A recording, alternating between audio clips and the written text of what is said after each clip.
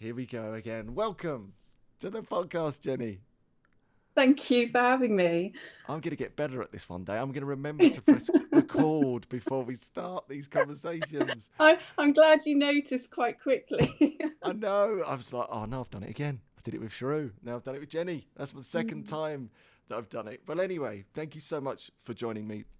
I'm really excited about this conversation because I want to get straight to the point. We're going to talk about gardening, but specifically growing your own, which I think is really important. And I think it's one of these things that is a bit stigmatized. We think it's for grannies and granddads, but it should be for young people, vibrant, healthy people, because, I reflected just previously that in the Blue Zones, a great book that I read by a guy called Dan Buettner, which has been a book that's really guided my life over the last 7 or 8 years, really, about these pockets of people that have lived these most energized, vibrant lives from all over the world, from Japan to California. And if you look at what they were doing, the habits that they had created, most, if not all of them, tended a garden, or they got some of or most of their food from whole food plants that they'd grown Yeah. themselves very often, or they had access to. That really got me thinking, that's interesting. If we're looking at the habits that they've brought into their life, maybe there's more to that than just nutritious food. And then I contrast that with Nick Littlehales, that has also been on the podcast, our sleep expert, but we got into a great conversation about the power of getting light into your body. I then have had experts from the UK forest bathing industry come and work with us and do workshops with our ongoing self-development platform, the Mind Body Gym, and they're talking about the unbelievable scientific benefits of being in nature. And I'm just scratching the surface, plus the physical exercise of being outside, plus the connection maybe of having an allotment. Like, this is a well-being superpower, surely. It really is. It really is. You've just you've ticked so many boxes there, and I think, people think the primary purpose is to grow food, and obviously, harvesting your own food is wonderful in itself, but there's just all these other added benefits that you don't necessarily think about to start with. Like you said, the exercise and the connection to nature and the learning. There's always something to learn with gardening, and it is a superpower. And I think everyone can benefit from gardening, really, because it's something that you don't even need a garden to garden. You could have a balcony or some pots on a windowsill, or you could just connect with it through going for a walk and exploring the local hedgerows. And once you I think for me, once you awaken that love of plants and that connection and that the feeling that it gives you, and you get healthy food at the end of it as well. So it is a superpower to me. It's just, yeah, it's wonderful.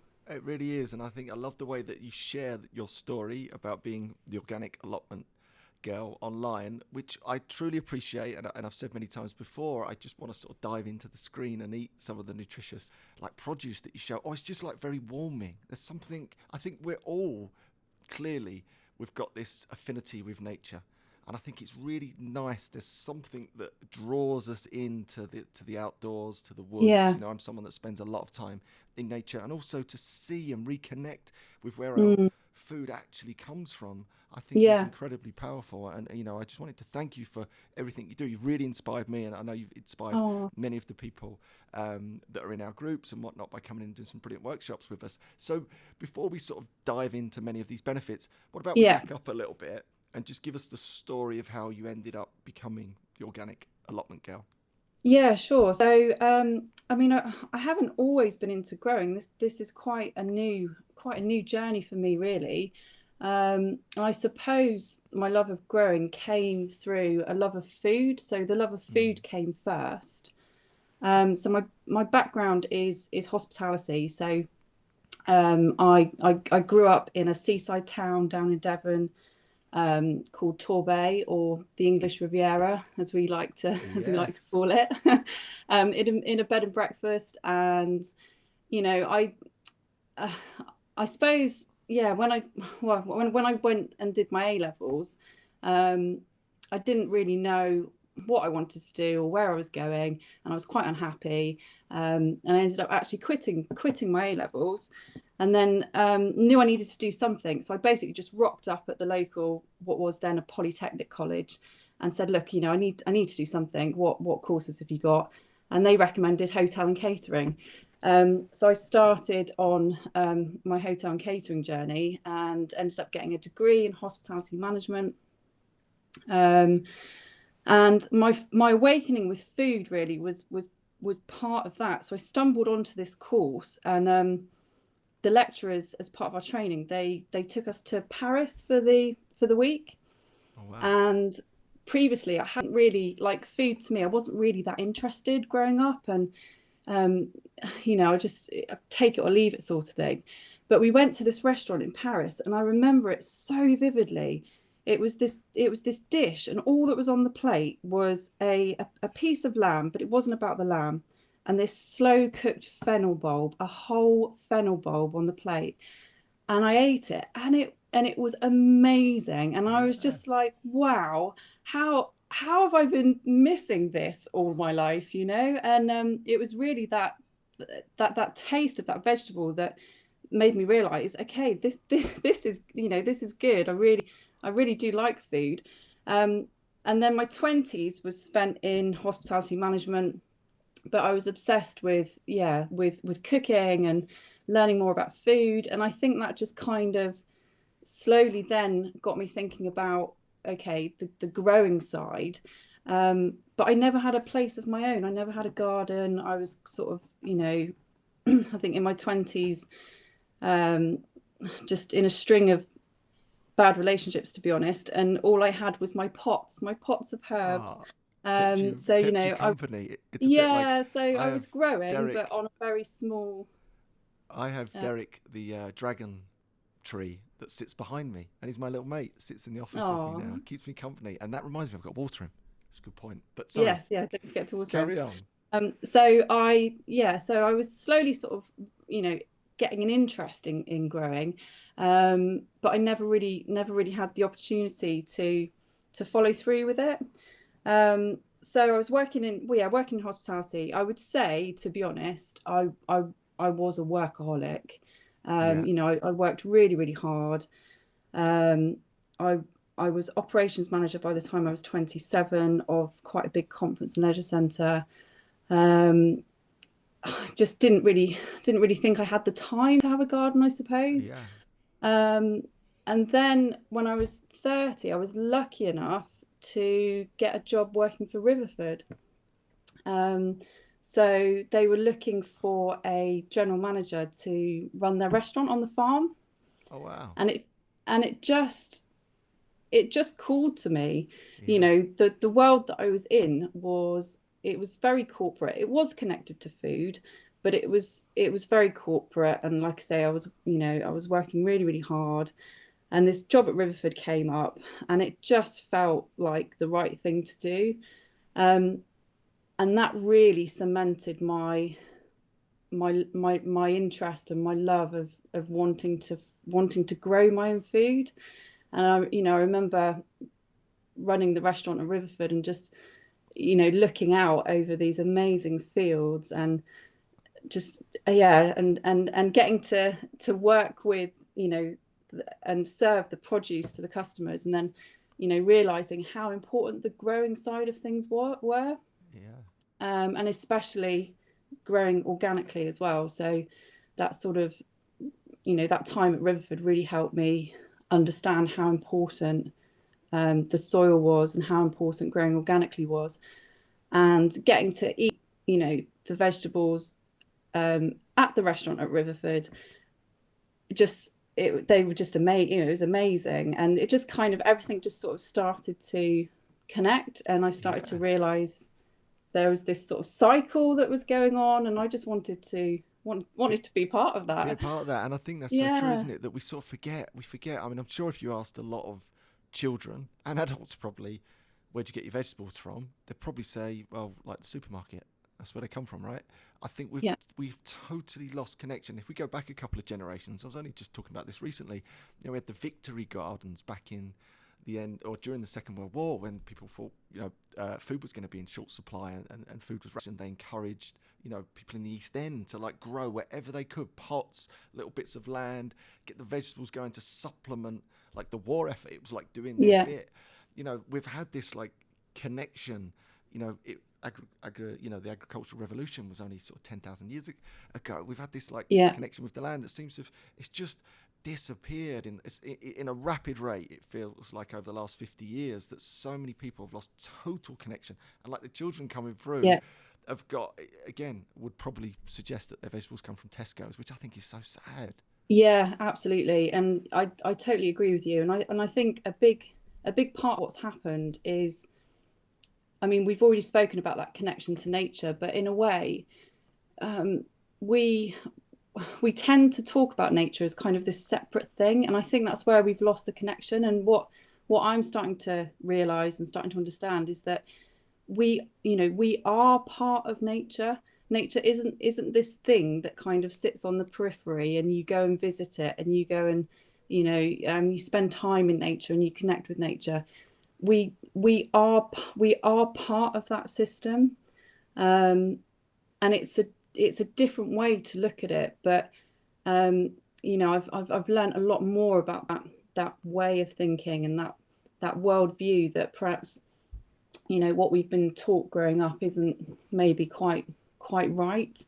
And having a garden and tending a garden and doing it all in harmony with nature and trying to be understanding and sympathetic to trying to basically get a yield from the garden which benefits more than yourself. And that's quite, I think that's quite important. And that's why I grow organically, and that's why I try to think about the wildlife and the nature.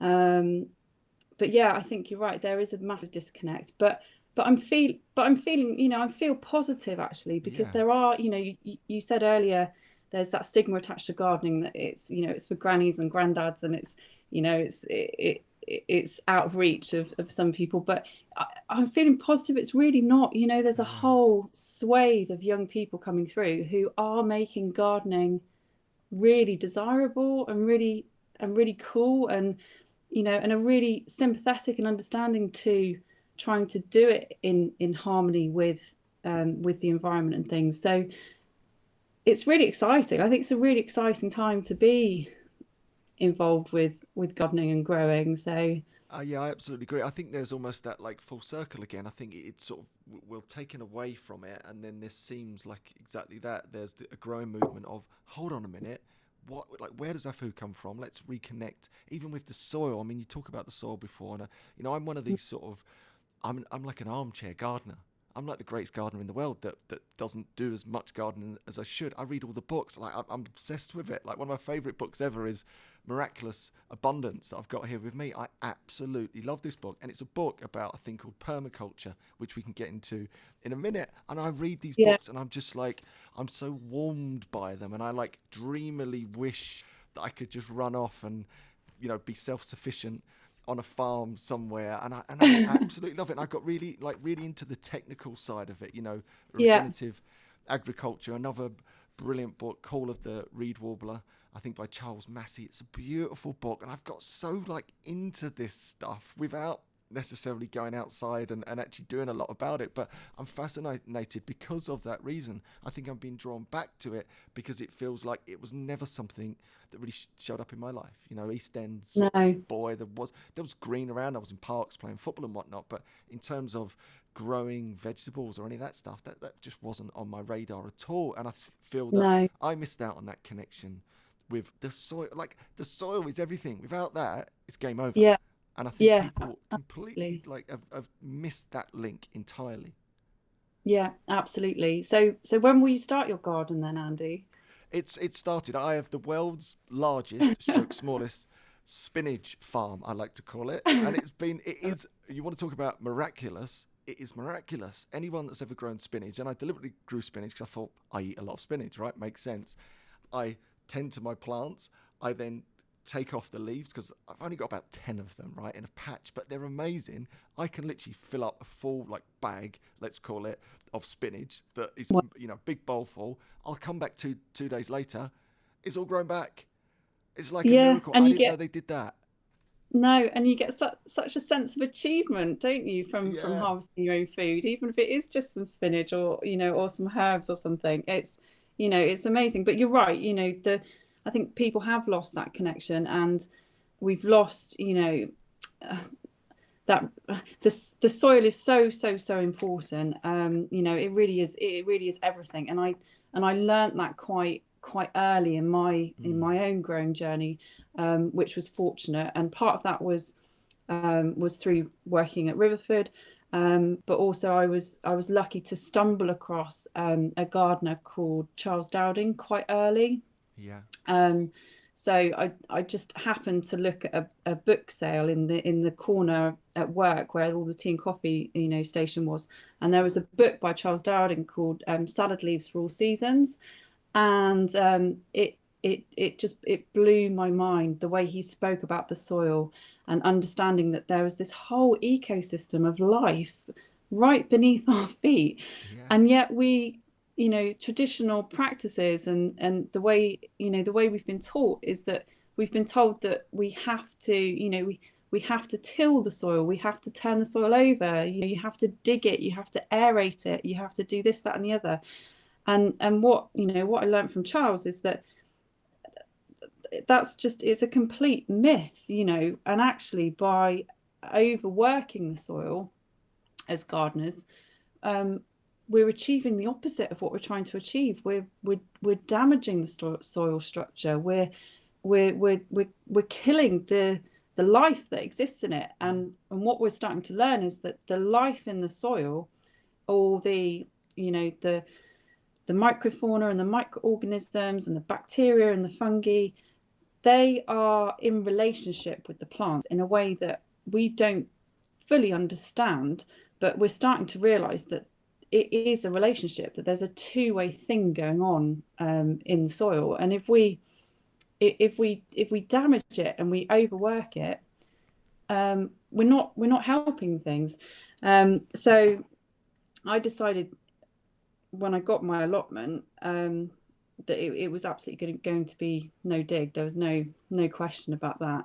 So and it's paid dividends. it's no dig, and this really comes from mirroring nature, doesn't it? So in nature, no Yeah. one's around digging the soil, and I think you may have mentioned this in our workshop, which I loved, was that if you go to the woods where I spend a lot of time, the earth there is like dark and rich, and I often will get down and put my like fingers through it. It's just you just want to sort Yes. of get into it. And I think about how that, the seasons of all of the leaves dropping, they're not swept. No one comes along in the forest and sweeps all that stuff up. Do you know what I mean? No. It naturally, degrades into the ground, and creates this lovely, beautiful, rich, fertile environment. Yet you see a field that's tilled and it's bare, and then, it has to quickly get crops on there to grow because, Yes. if you don't, nature will grow weeds in its place, right? It doesn't want bare land.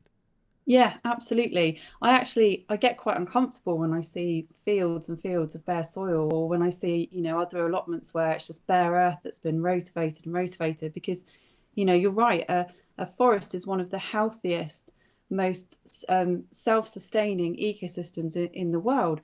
And the soil's not being tilled. It's, we're not having to artificially fertilize a forest. It takes care of itself. So, no dig is, like you say, it's trying to mimic what we see happening in nature. So by mulching the soil and feeding the soil from the top, and that can be with compost or fallen leaves, we're giving that soil life. So the way I think as a gardener is I don't feed my plants, I feed the soil. So I look after the soil, and the living organisms within the soil, earthworms and all the bacteria and fungi, they look after my plants.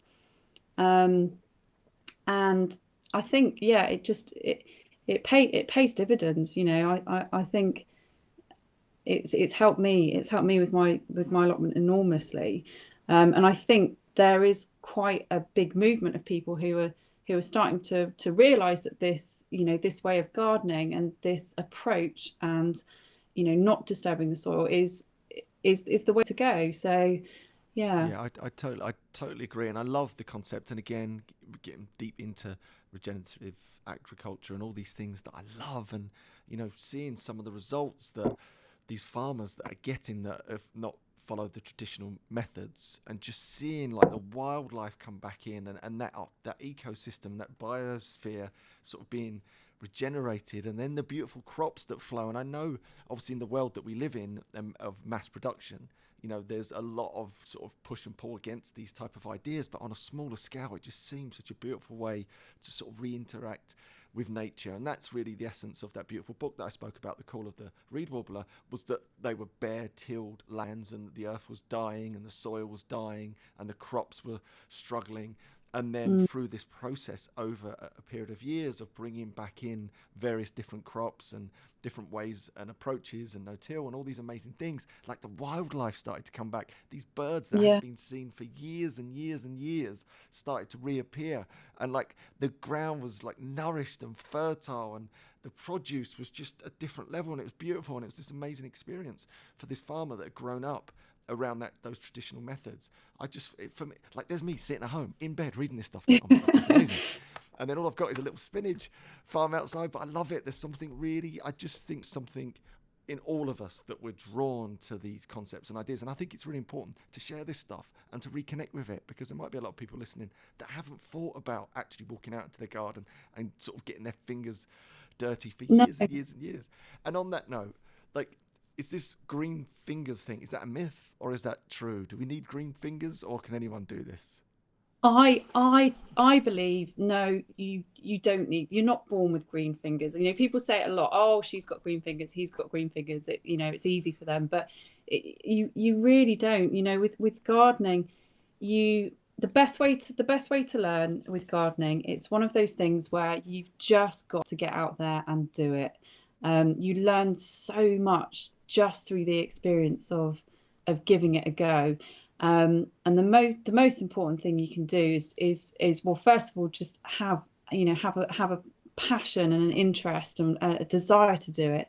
And then the second most important thing is just to pay attention, just to observe what is going on, and just to stop and just to really, take the time to look. And I know it sounds a bit corny, but the plants will tell you whether they're happy or not, and it's like a lot of things in life as well. I think some of the sometimes when you make mistakes, they're the biggest moments where you learn, so that's another reason you've just got to go out there and give it a go. No one's going to get it right the first time, but you learn so much just from doing it. And it's just so pleasurable. But so no, I don't think we're born with green fingers at all. It's a trial and error thing. And do you know what's really important, just jumping in there, is that I love sport because I think it's such a wonderful way to learn many of the skills that you need for the real world and life. And in many ways, it's just dawned on me as you're speaking, but gardening or growing your own gives you that similar experience of success, of failure, of patience, of nurturing, like all the things you need to build skill and the things you need to deal with in life. It's actually in that process as well. So it's bigger than just growing plants and all the other benefits that we've briefly touched on. I think it's actually giving these important life skills. Absolutely. And I think for me, I've got a son now who's 7, and he's been on that allotment journey with me. He was 2 when I got the allotment, and him seeing that process and getting involved, he's learning all those skills as well. And like you said, it's more than just growing vegetables. It's teaching you patience, it's teaching you kindness, it's teaching you about the environment. And then you start to then ask questions about the food system, and why are we growing food in an industrial food system that's so broken, and it just opens up a whole world, really. And so no, I'm really proud that I can share that with my little boy. And I think, you know, you were saying earlier about how sad it is that a lot of children, you know, they don't know where their food comes from, you know, and you hear stories in schools where the teacher will stand up with, you know, with a pepper or something, and they don't even know what it is, Yeah. you know, let alone how Unless it it's got grows. unless it's got a doctor in front of it and it's in a can, then they might. Yeah, exactly. So, you know, with my little boy, I think, you know, the teacher could stand up and show him a courgette. He not only would he know that it was a courgette, he'd probably tell them what variety it was, Yeah. and you know, and Isn't how that to grow beautiful? it and when it's ready to pick. And you know, and that to me is just, it's just amazing to be able to share that with my Yeah. son. You know, I, I want him to grow up thinking that growing your own food is normal, because it should be. It should be, and I think there's a quote in that book that I love, "Miraculous Abundance," along these lines. But it's talking about we will re-become farmers, and I love that idea. I think there's, like you said, I think there's going to be this full loop back to our origins in many ways, and it's happening. You know, it really, you know, as you described, we can feel that momentum. But there's another quote that I like, and I'm just going to read it: "The farmers of tomorrow will be guardians of life. Their farms will be places of healing, of beauty, and harmony." Isn't that wonderful? Like, I read those things in my little garden, like my books, and go, oh, that just sort of speaks directly to my soul. Isn't that beautiful? Farmers of It's tomorrow beautiful. will be the guardians of life. Their farms will be places of healing, beauty, and harmony. And I think that's what it is. And I look at your Instagram photos and pictures at times. That's how I feel. That's the, you know, what I was talking about at the start. There's something that draws me in. It's that sense of Yeah. harmony and healing and nature, and not to get all like woo-woo and hippie. I think we've got to get over that, right? This is actually Mm. about like reconnecting with who we are as human beings that walked this earth Yeah. barefoot for all of these years. And it wasn't that long ago, in reality, evolutionary terms, a blink of an eye, that we started to actually, you know, create organized agriculture. Up until that point, we're hunter-gatherers, right? Mm. Completely in this symbiotic relationship with nature and the earth and the seasons and light and food. And it's just Yeah. changed at such a pace. I think there's a big calling back to the soil. And I just love what you're doing. And I just thought maybe we can use this as a segue into permaculture, because I just think this is a beautiful philosophy, not just for growing food, but just for life. Maybe if you could just tell us a brief bit about that for anyone listening. Yeah. So I'd heard a bit about permaculture, and I knew it was something that I wanted to learn more about. So I'm actually really lucky where I live. There's a biodynamic farm not very far from me, literally 10 minutes away. Oh, fab. And they run permaculture courses. So I was just like, wow, yeah, I think I need to do this, because, you know, like I say, I've heard about it. Um, Not quite sure what it's all about, but I know it's about, you know, doing good things. So yeah, I did a permaculture design certificate, and I learned about permaculture. So what is permaculture? So to me, it's really a toolkit. So the design certificate taught me so much about the way that we interact with growing and farming, and the way we view the world as well, really.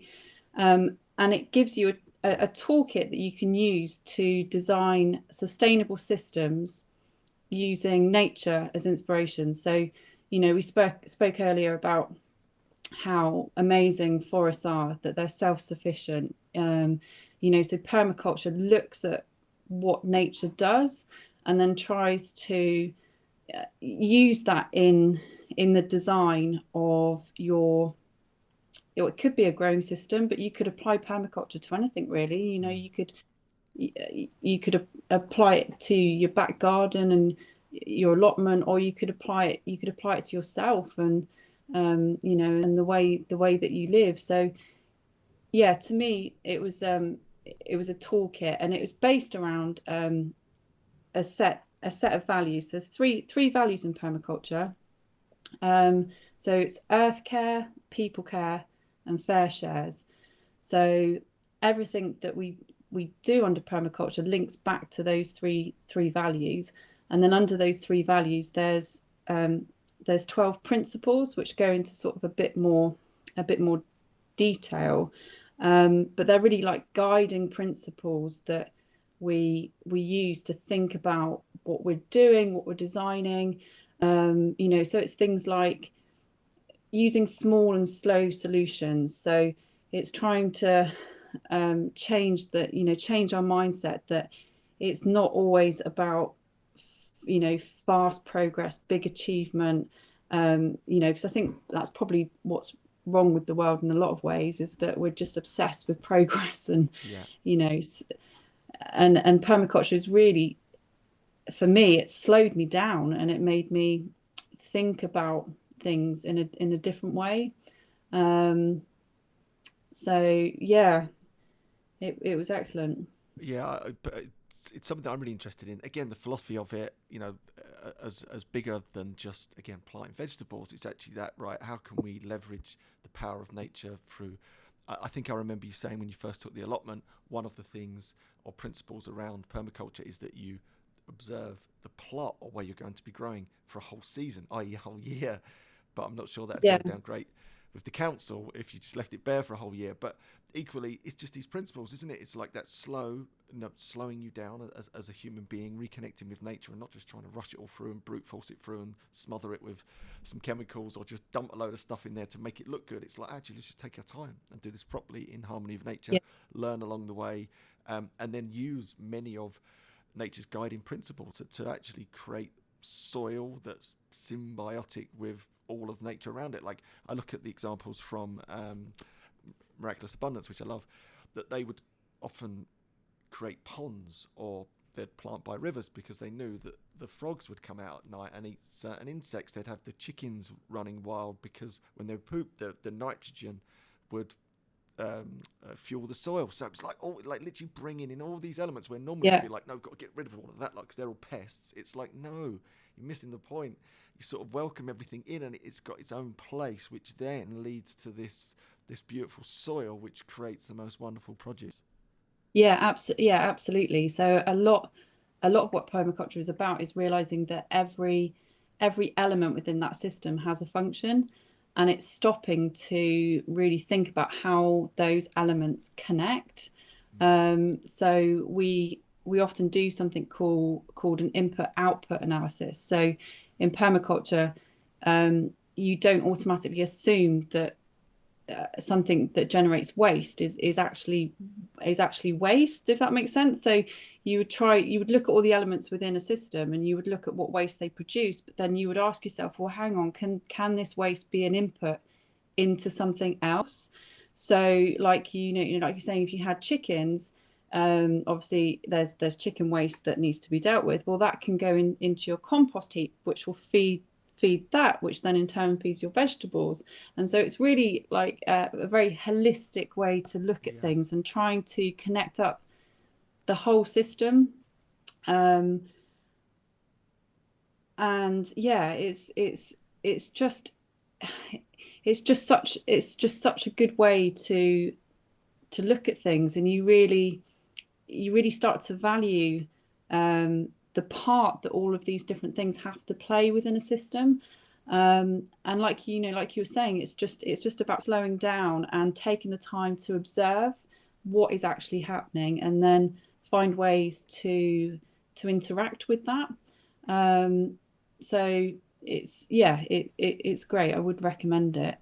Yeah, I think it's a really nice guiding principle, and there's lots of research. We'll get into it in a second if there's any books or talks that you'd recommend. A great guy actually that doesn't necessarily talk about permaculture that I definitely wanted to mention, that is someone I think is absolutely fantastic, is Zach Bush, who's been on the Rich Roll podcast. That guy is unbelievable what he's got to say about agriculture and whatnot. I'd definitely advise everyone check him out. But just coming to some sort of practical advice now. If someone's listening to this going, oh, permaculture, this all sounds interesting, I want to reconnect with nature, I want to get my fingers in the soil, as it were, like, how should we get started?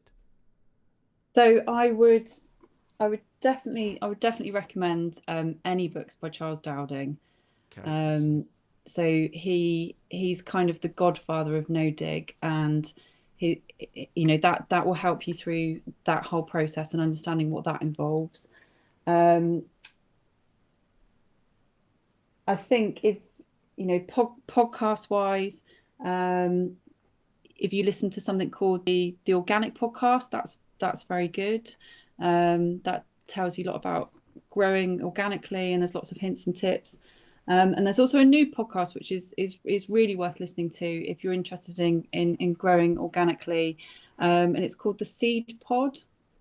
And they have covered the Seed Pod, and they have covered some really interesting things, which is along the, it's not permaculture per se, but it's along the veins of permaculture, and thinking about how we can garden more gently and in harmony with nature and everything. So that's very good. But yeah, I think any books by Charles Dowling would definitely recommend. Perfect. And in like in a practical sense, if someone's again thinking, oh, I might just, it's midsummer, what could I plant? How could I get started? What's the sort of next step, would you say? Well, so it would depend on the space that you've got available, but there's lots of stuff that you could be sowing now, like beetroot and lettuce. But I think, with my permaculture head on, I think look at the space you've got. Have a think about what you like to eat, because that's important that you grow things that you're going to enjoy eating yourself. And then just get out there and do it. There's no right or wrong Yeah. way to do it. So I think just get stuck in. Yeah. And it's one of those things, you can't go too far wrong, can you? I mean, what's the worst that happens? You plant some things and it doesn't quite grow, and there's learning in that. I think I definitely suffer a bit of a block. And my block is this. In my mind, I'm like, if I'm starting a garden, I want it to be self-sufficient in about 3 weeks. Do you know what I mean? I want to live the good life. I never want to have to go to the shops again. I don't want plastic. I'm going to live off the produce from my garden. So then, like, getting started for me has been really difficult, because in mine, it's just this massive project that's so overwhelming. I suffer from that inertia of overwhelm. Whereas actually just starting with a few spinach plants has been brilliant, because it's sort of got me in the game. It's got me connected again. And from there, there's the opportunity to sort of then grow that out, in more ways than one, rather than thinking it's got to be this big massive thing. Start really small. I would say to people, literally just a couple of seeds in a pot or whatever it is. If you've got a windowsill, just bring something to life and get that reconnection again. Yeah, absolutely. Well, I think it's like anything in life, isn't it? You can get massively overwhelmed, and you do just need to break it down and start small. And I just started with pots. I just started with herbs in pots, Mm. and I've still got a bay tree actually in the garden, which is probably about 15 years old, and it's travelled with me all this time. And then when I decided to get the allotment, that I had sort of built up to that, but when I took the plunge, it was just the best thing that I ever did. But you should have seen the plot when I took it on. It was weeds everywhere. It was completely daunting, but I just broke it down, and just tackled it bit by bit. And I think if you've got a vision in mind, that really helps, and then you just can work towards that. But you're not going to achieve self-sufficiency overnight. And in some respects, I think achieving self-sufficiency would be a very hard thing to do. But it doesn't matter, because you get all those other benefits. So Yeah. like we said at the start, the the yield is not just vegetables, Yeah. it's everything else. It's being outside, it's the exercise, it's the mental health, it's the connection to nature, it's the socializing, it's the learning, it's just the pure pleasure of achieving. I still even now just amazed that you can put a tiny tiny seed in the ground, give it some water, and then it just transforms into this ginormous plant that you can then enjoy.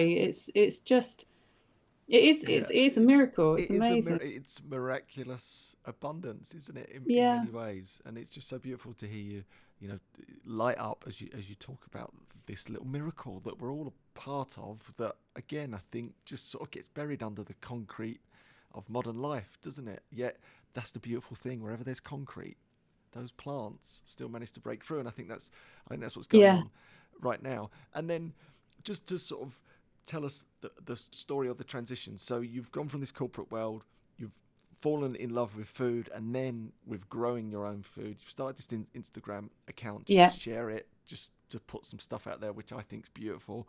And where are Yeah. you now with it all? Is there a transition happening? Yeah, there is. So I'm actually taking my love of growing and love of plants one step further. So I'm starting a micro flower farm, um, Love it. which is amazing. So yeah, an opportunity has come up, and I've started it this year. So my plan is to grow flowers to supply the cafe that I manage. So I still work in hospitality. So I'm general manager for a cafe and restaurant, and we love having flowers at the cafe. You know, it's just beautiful. It's a nice thing to have to decorate the place.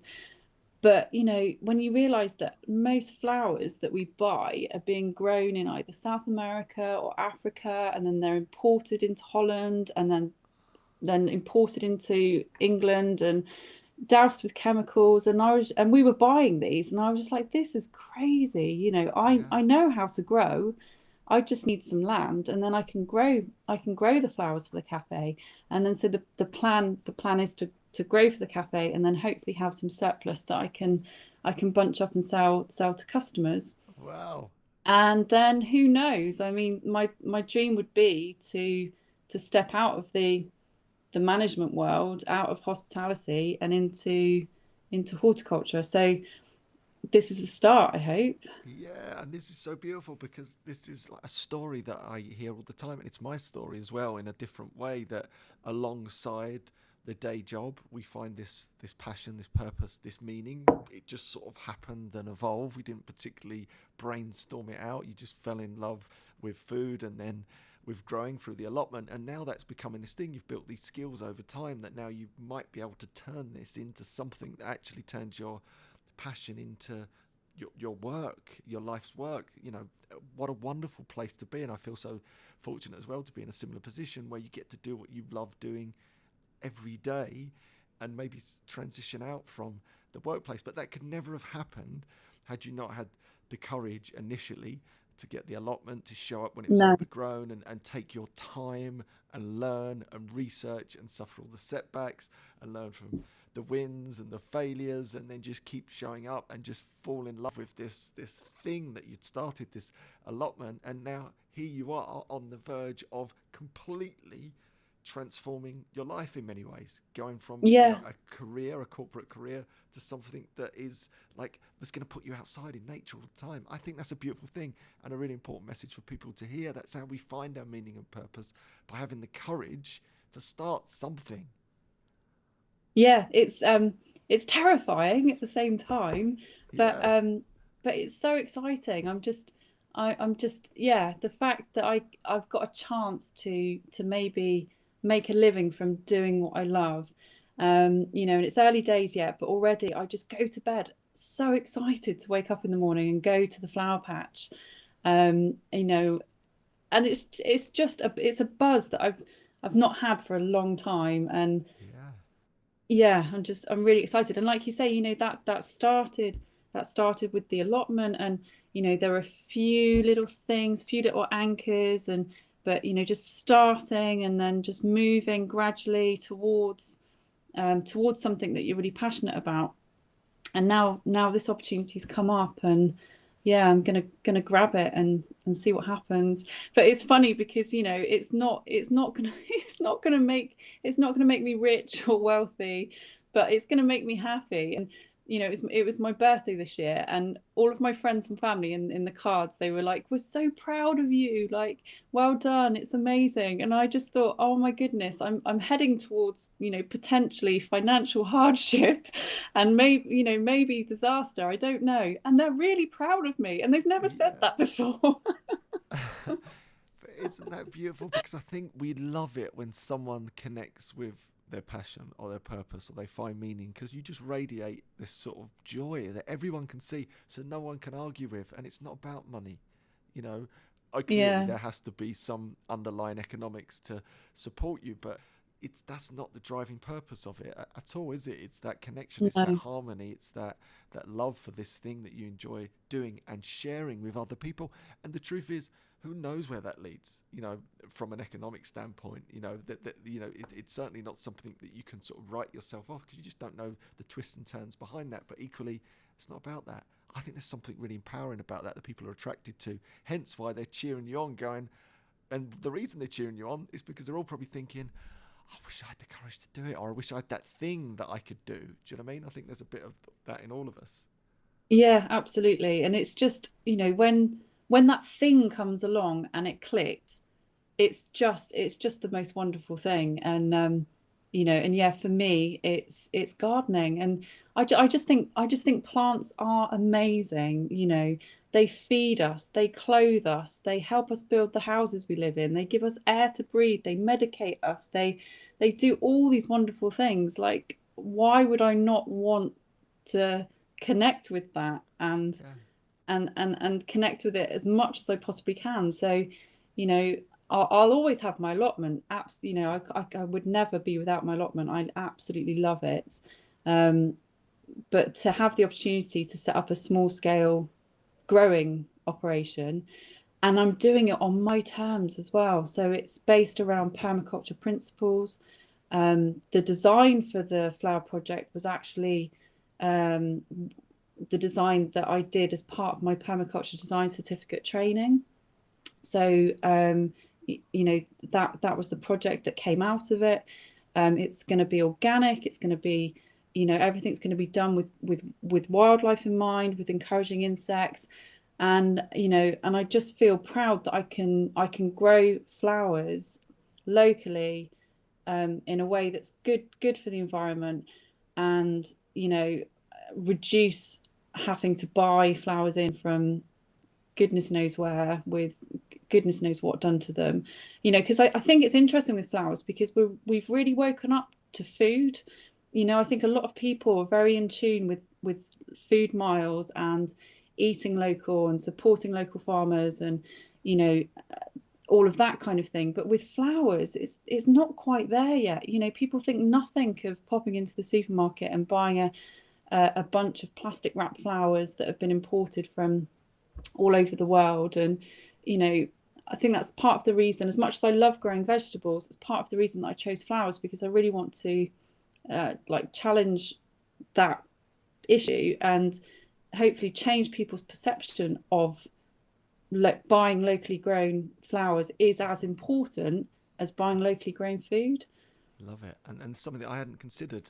And again, this is the evolution of your adventure in many ways, isn't it? You start in one area and you've got all these skills and this learning, and then it opens up a new area where actually you can add incredible value to people locally and globally through your sharing and the things that you're doing online, and just being a part of that movement, which again I hadn't considered. Exactly that. I'm well versed around vegetables and growing, but I know nothing about flowers. So maybe that's a conversation we'll have again, and we'll dive deep into. But just to round it off there, because it's a really beautiful conversation. I hope our listeners have enjoyed it. Something different, for me.